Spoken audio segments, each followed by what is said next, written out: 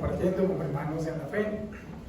Les pido disculpas por la voz. He estado hace como, bueno, y también ruego sus oraciones, hace como más de un mes con una tos como alérgica. Y espero que la misericordia del Señor pronto me ayude a resolver esto. Tengo a mi esposa dándome bebidas de cebolla, así que tranquilos, que ahí voy.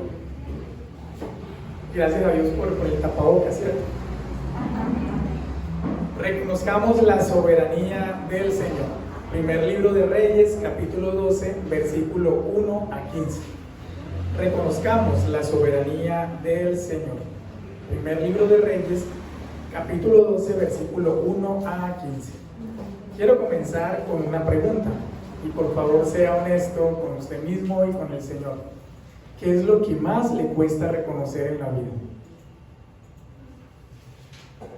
El reconocimiento, la falta de reconocimiento de alguna condición, de errores personales, de capacidades personales sobre otros, ha estado presente en nuestras vidas y estará presente en nuestras vidas.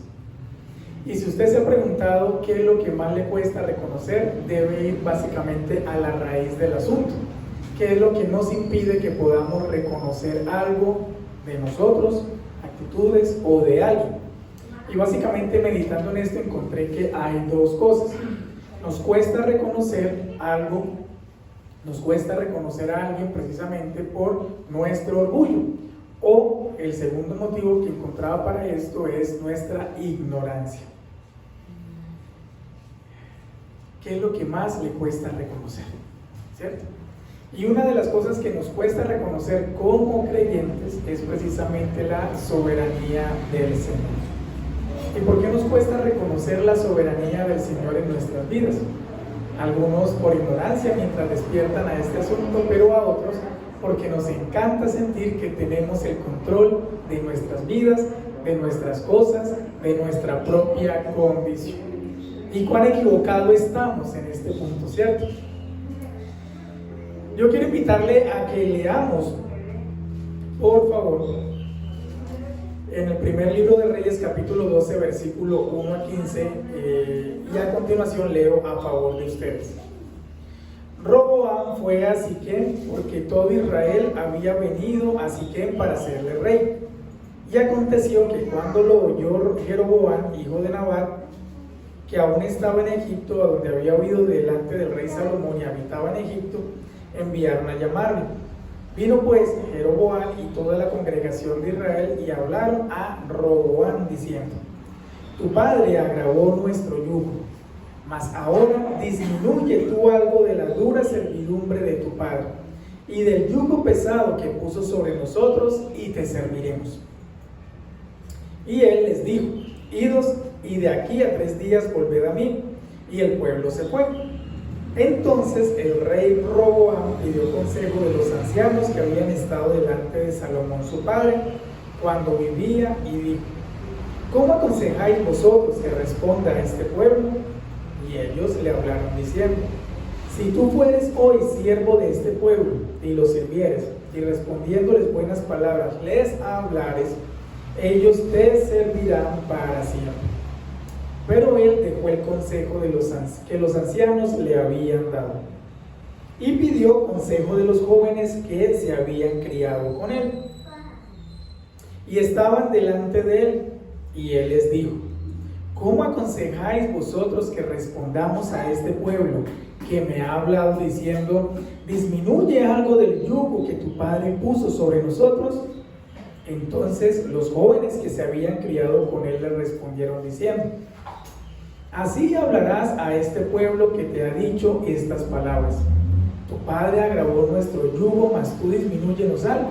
Así les hablarás: el menor de los dedos míos es más grueso que los lomos de mi padre. Ahora pues, mi padre os cargó de pesado yugo, mas yo añadiré a vuestro yugo. Mi padre os castigó con azotes, mas yo os castigaré con escorpiones.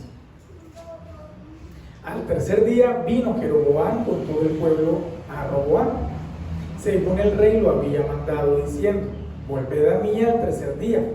Y el rey respondió al pueblo duramente, dejando el consejo que los ancianos le habían dado. y les habló conforme al consejo de los jóvenes, diciendo: mi padre agravó vuestro yugo, pero yo añadiré a vuestro yugo. Mi padre os castigó con azotes, mas yo os castigaré con escorpiones.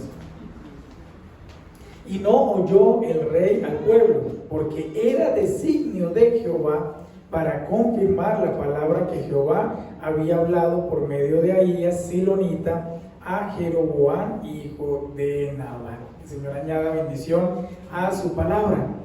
Reconozcamos la soberanía del Señor. Una de las declaraciones teológicas más fuertes que tiene el cristianismo es que Dios es soberano. Repita: Dios es soberano.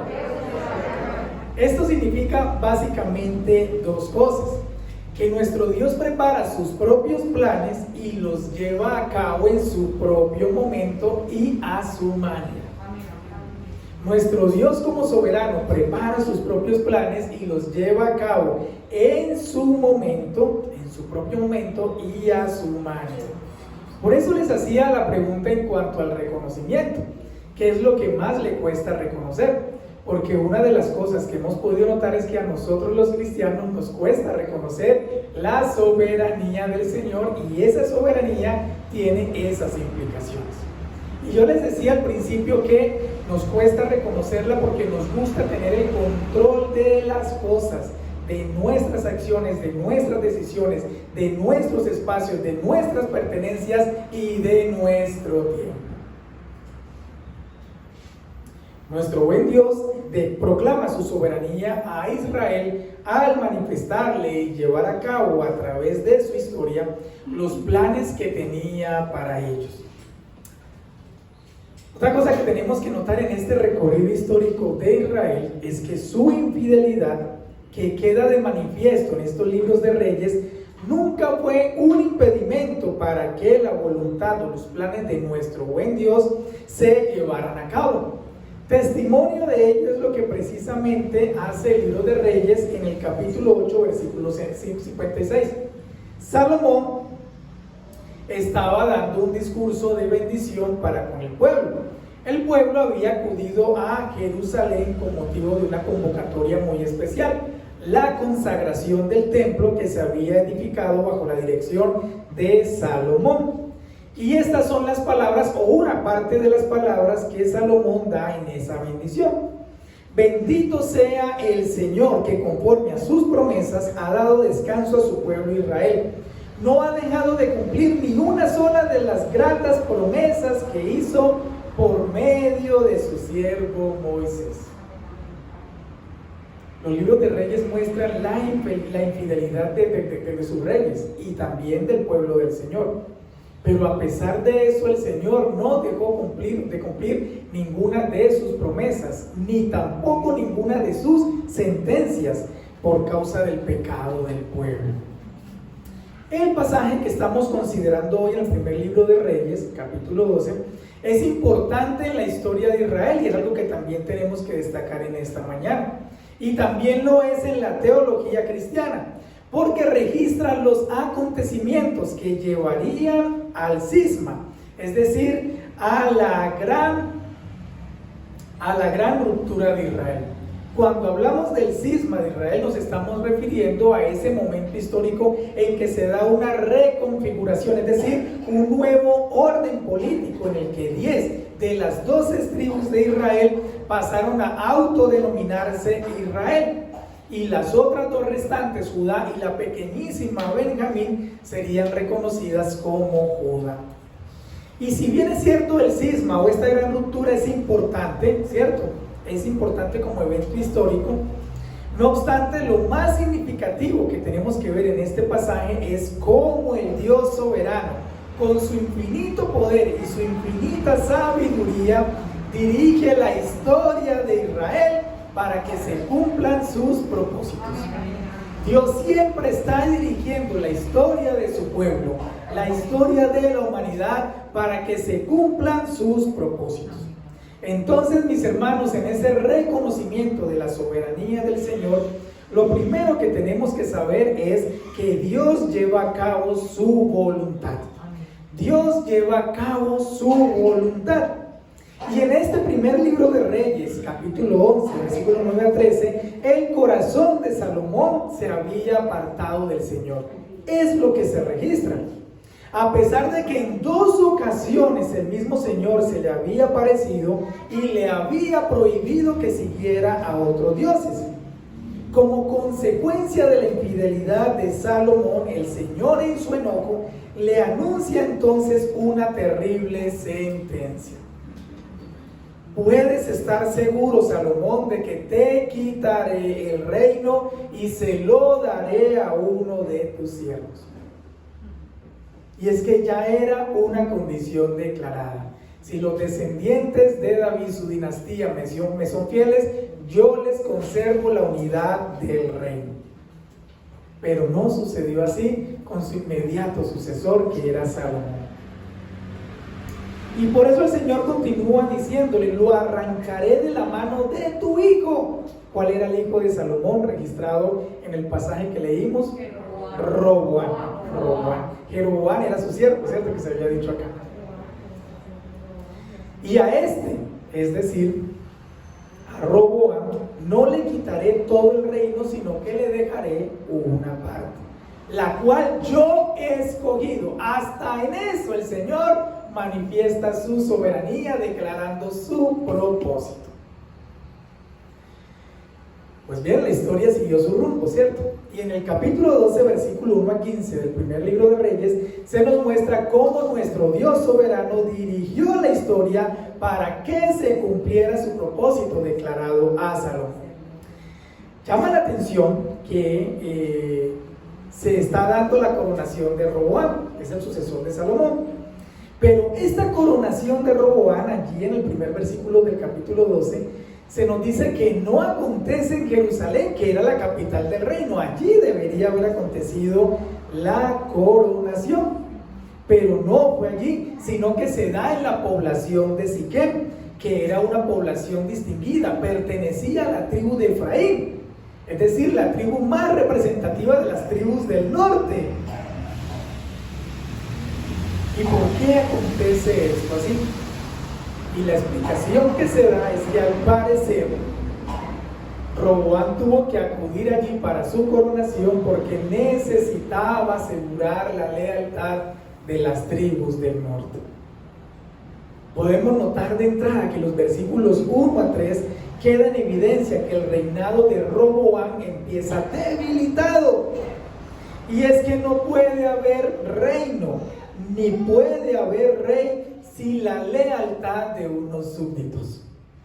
En el versículo 4, la asamblea se congrega y manifiesta a Roboam, oiga, en plena coronación, le manifiesta a Roboam su descontento y le pide que disminuya la carga económica y laboral a las que Salomón, su padre, los había sometido, para sacar adelante la vasta obra pública y sostener la suntuosidad de su corte.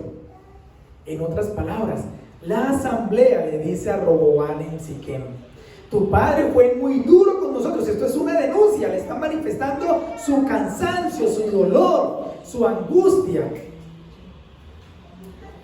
Y son honestos con él, le dicen: no te queremos como rey, eres el sucesor de este hombre que nos ha oprimido. No te queremos como rey, a menos que prometas tratarnos mejor. Así que, mis hermanos, en la expresión del descontento del pueblo hacia Roboam, vemos que el Señor hizo que la lealtad de los súbditos sufriera un revés. Porque sin lealtad de súbditos no hay reino y mucho menos va a haber rey. No hay quien lo quiera reconocer ni lo quiera obedecer. De modo que el propósito de nuestro Señor, anticipadamente y sin que se percibiera por parte de aquellos sobre los cuales conocían que había sido lanzada una sentencia, estaba caminando hacia su cumplimiento. El asunto en esta asamblea fue tan serio y tan tensionante que en un plazo de 3 días Roboam tuvo que responderles al pueblo, y el plazo lo pidió. Roboam puede haber dicho: no, las cosas siguen funcionando así porque esta es mi voluntad como rey. No, la cosa estuvo muy maluca. que él tuvo que proponerles un plazo de 3 días. Y en esos plazos de 3 días, en los versículos 6 a 11, el rey Roboam elabora una respuesta pidiendo consejo a 2 grupos de personas. La primera consulta la hace Roboam a un grupo de expertos que habían estado al servicio de su padre Salomón. A ellos se acerca para pedirle consejo. Y este grupo de expertos le aconseja que aborde esta situación con una mentalidad de servicio. Y es que el primer deber que tiene un rey o un gobernante para con su pueblo es servirle, porque el rey o el gobernante son instrumentos del Señor puestos allí para sus propósitos y no gobernar para imponerse. El consejo de estos expertos también le sugería a Roboam que actuara con humildad. Y esta humildad implicaba reconocer delante de los súbditos que habían sido primero de Salomón, que su padre Salomón había pecado contra ellos al tratarlos con opresión. Y esto a su vez requería pedir perdón, comprometerse a actuar con justicia y ser bondadoso con los oprimidos. Pero este primer consejo, nos muestra el pasaje, era mucho para Roboam, pues él como rey no estaba dispuesto a tomar el camino de la humillación para asegurar la lealtad de sus súbditos. Caso contrario al verdadero descendiente de David como rey, nuestro Señor Jesucristo. Él sí se humilló para ganar la lealtad de sus súbditos. Roboam pues rechaza el consejo de los expertos y según los versos 9 a 11 pide consejo de sus amigos de crianza, un consejo fruto no de la sabiduría, sino de la precipitación, la descortesía, la obstinación, la insensatez y de la arrogancia. Ellos compaginaban muy bien con el corazón de Roboam. El consejo de estos inexpertos y precipitados e insensatos no demostraba interés por el bienestar del pueblo del Señor. No lo consideraban con respeto. Y por eso le dicen: mi dedo meñique es más grueso que la cintura de mi padre. Y si él los castigaba con vara, yo los castigaré con látigo. En la versión Reina Valera dice con escorpiones, pero eso se entiende como ese látigo que tenía en las bifurcaciones del mismo, unas cositas metálicas que rascaban a la persona cada vez que lo latigaban. Era una cosa muy dura, muy fuerte.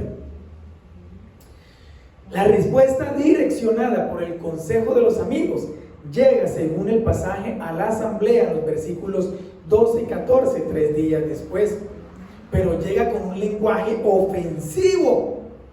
Su respuesta no aliviaría las dificultades, sino que las agravaría. Estamos viendo entonces que esto haría que la rebelión fuera inevitable. Y una vez más vemos cómo el Señor está allí interviniendo en la historia, llevando a cabo su objetivo para que su propósito se cumpla.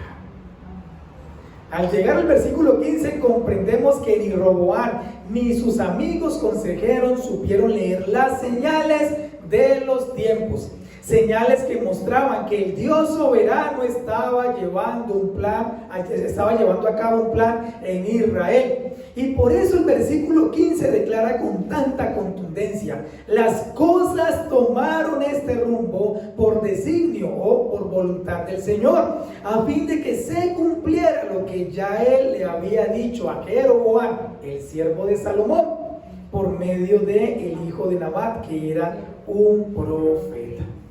A Salomón se le había declarado lo que iba a acontecer por su pecado, y al que lo iba a suceder, ya el Señor también le había enviado su palabra profética.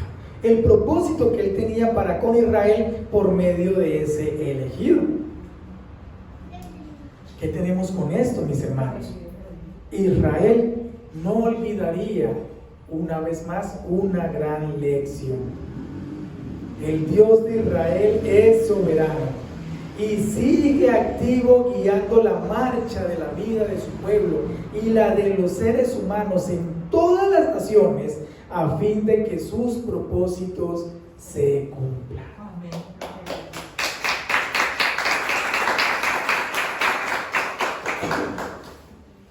Es evidente, las señales nos muestran, están declarados, pero el orgullo del ser humano, la ignorancia del ser humano le impide reconocer que Dios es soberano. Reconocer la soberanía del Señor. En segundo lugar, para llegar a este reconocimiento, es necesario aceptar el testimonio de las Escrituras. ¿Y cuál es ese testimonio de las Escrituras? Cristo es la manifestación perfecta de la soberanía divina. Cristo es la manifestación perfecta de la soberanía divina. Dejando un poco atrás la historia de Reyes, capítulo 12, versículo 1 a 15, sin perder la perspectiva que nos reúne en esta mañana, en el libro de Hechos, capítulo 3, el apóstol Pedro declara que Dios es soberano y reconoce allí o testifica que con su infinito poder y sabiduría ha dirigido los eventos de la historia de Israel, incluyendo su fracaso. Toda su historia la ha dirigido para que se cumpla su gran propósito de salvación. Miremos algunos apartes de este discurso de Pedro en Hechos capítulo 3, donde le declara a los judíos esa gran verdad en torno a la persona y obra de Jesús.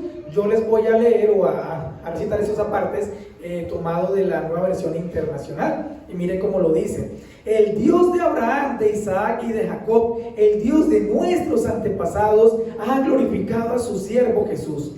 Ustedes lo entregaron y lo rechazaron ante Pilato, aunque éste había decidido soltarlo. Rechazaron al santo y justo y pidieron que se indultara a un asesino. Mataron al autor de la vida, pero Dios lo levantó de entre los muertos y de eso nosotros somos testigos. Ahora bien, hermanos, yo sé que ustedes y sus dirigentes actuaron así por ignorancia. No reconocieron la soberanía del Señor, su poder, su sabiduría para llevarla a cabo por ignorancia. Pero de este modo, oiga pues, pero a pesar de esa ignorancia, nuestro Dios cumplió lo que de antemano había anunciado por medio de todos los profetas, que su Mesías tenía que padecer.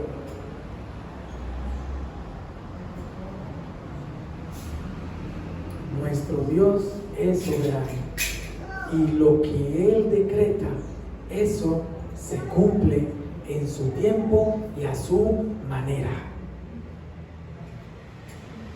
La ignorancia y las acciones de los seres humanos, del pueblo del Señor en su momento, no fueron un impedimento. Por el contrario, así el Señor los guió para cumplir lo que había prometido. Es necesario, les dice, que Él, es decir, ese que padeció, ese Mesías, permanezca en el cielo hasta que llegue el tiempo de la restauración de todas las cosas como Dios lo ha anunciado desde hace siglos por medio de sus santos profetas. Pedro les está diciendo: no entendieron la soberanía de nuestro Dios Padre poderoso manifestada en el Señor Jesucristo. Pero cuidado, todavía hay una cosa anunciada en relación a Cristo que falta por cumplirse, y es su regreso.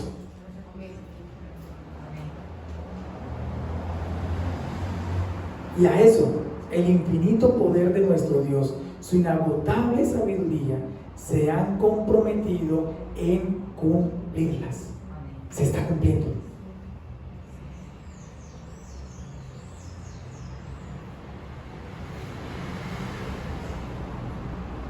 Para reconocer la soberanía del Señor, mis hermanos, nosotros tenemos que vivir la vida según la soberanía divina.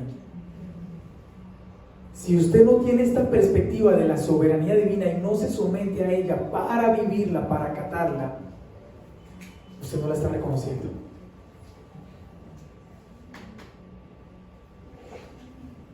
Iglesia y amigos que me escuchan, el mismo Dios soberano que dirigió la historia de Israel y de la humanidad en el pasado para cumplir con sus propósitos hasta la persona y obra de Cristo, sigue guiando la historia en nuestros días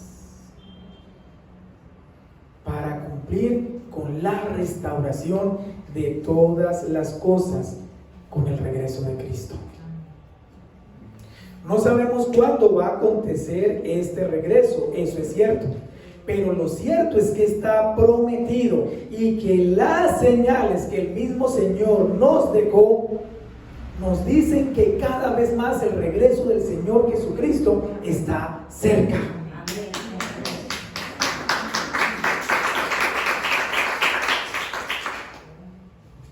Tenemos una buena noticia, mis amados hermanos.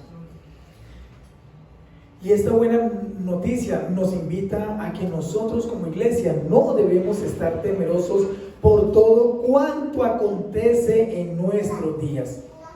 Podemos tener la certeza que en estos días malos, que en estos días peligrosos, que en estos días de incertidumbre, que en estos días de intensificación de la maldad, nuestro Dios sigue siendo soberano. Que aunque los demás no lo quieran reconocer, Él está comprometido en llevar a cabo su gran propósito en Cristo Jesús. Con su infinito poder y sabiduría, seguirá dirigiendo todos los eventos para que se cumpla lo que Él ha prometido. Nuestra perspectiva para leer los tiempos y los acontecimientos como la pandemia que tan preocupados tienen todavía a la humanidad debe ser esa. No importa cuánto acontezca en esta existencia, todo lo permite el Señor y lo direcciona para el cumplimiento de su propósito. El regreso de Cristo Jesús y con Él la restauración de todas las cosas. Mis hermanos, nuestro Dios soberano moverá cielo y tierra para cumplir lo que ha prometido. Y en esos propósitos en Cristo Jesús estamos también nosotros. Por eso se nos ha concedido pertenecer al reino de los cielos, que se manifestará de manera perfecta el día del regreso de nuestro Señor. Pero también en este gran propósito del Señor, nosotros tenemos una promesa muy valiosa como pueblo del Señor. El Señor tiene planes de bien para su pueblo, según Jeremías 29. Y estos planes de bien que tiene para cada uno de nosotros, dentro de ese gran propósito en Cristo, se cumplirán. ¿Qué le ha prometido el Señor a usted? ¿Le ha recordado que la obediencia trae bendiciones? ¿Le ha dicho que un corazón fiel hacia Él hace que también usted esté dispuesto de corazón para reconocer su voluntad en su vida? ¿Le ha dado promesas para que camine, para que se anime, para que espere su intervención en su tiempo y en su momento? El Señor moverá cielo y tierra para cumplirlo.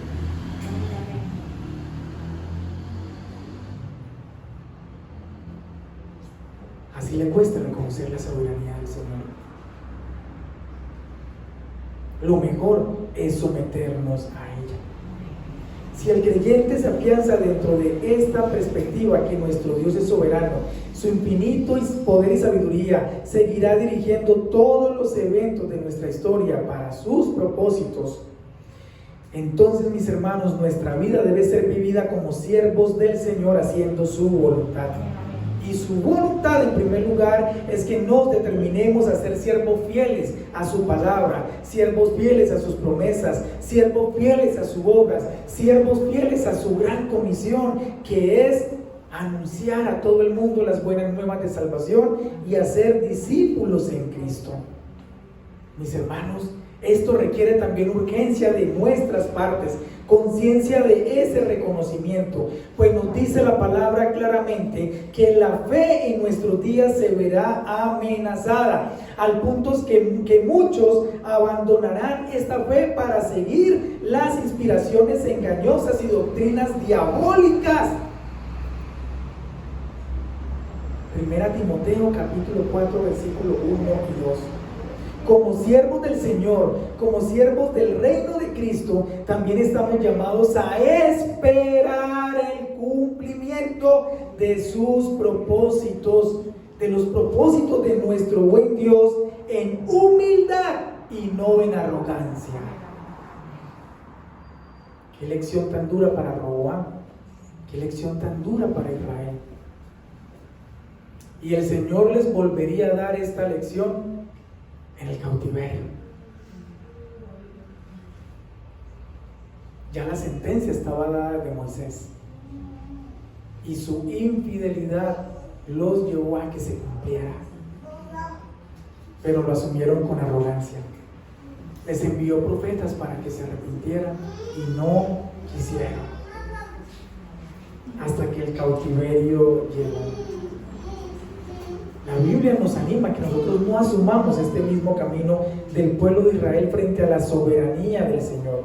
Y por eso en Filipenses capítulo 2, versículo 3 a 5, se nos ordena lo siguiente: no hagan nada por egoísmo o vanidad, más bien con humildad consideren a los demás como superiores a ustedes mismos.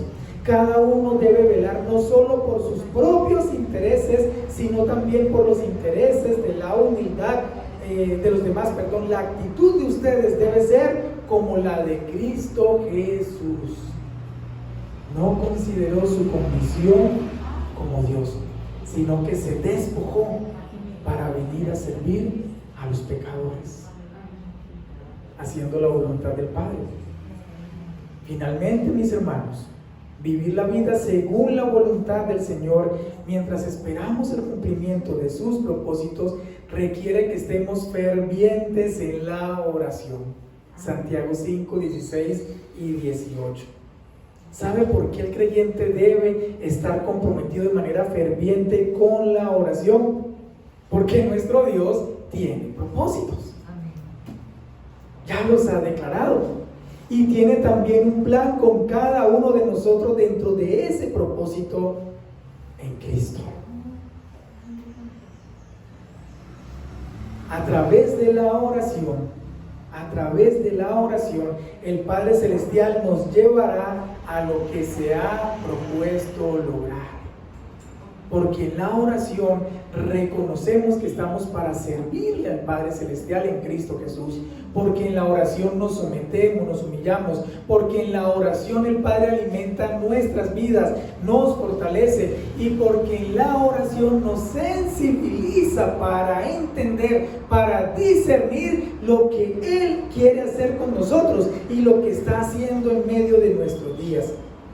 Por medio de la oración, que debe ser ferviente en nuestras vidas, Él desea involucrarnos en la obra que está realizando en todo el mundo antes del regreso de nuestro Señor Jesucristo.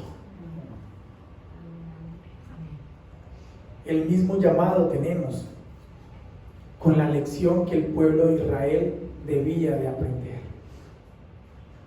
Debemos reconocer que la soberanía del Señor está activa, está comprometida en cumplir con lo que ha prometido, está comprometida en intervenir la historia, está comprometida en mover cielo y tierra para cumplir con sus propósitos. No nos queda otra cosa que reconocerla, humillarnos y decirle: Padre Celestial, nuestro buen Dios soberano, aquí estoy para hacer tu voluntad hasta el regreso de mi Señor Jesucristo. Amén.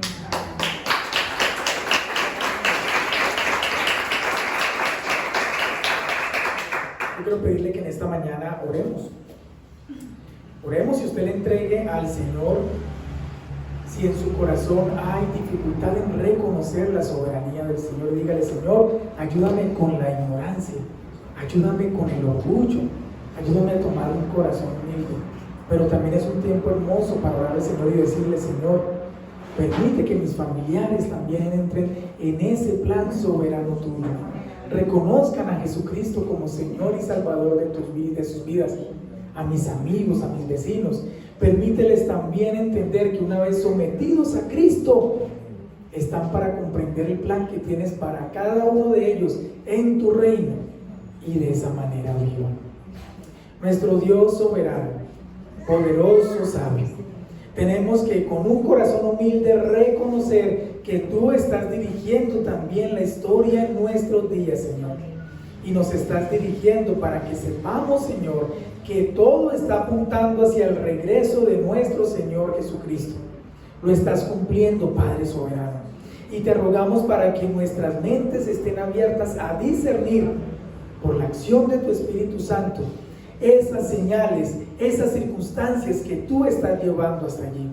Oramos que tú traigas paz a nuestras vidas, sometiendo también por medio del Espíritu Santo nuestro control, nuestra autonomía a ti, Señor, y entender que tú eres el que guía nuestros pasos, que tú eres el que quieres que te preguntemos qué debemos hacer y qué no debemos hacer, qué dirección tomar en nuestros tiempos para no, Señor, destruir lo que tú tienes para nuestras vidas, Señor, en dirección hacia ese regreso de Cristo Jesús.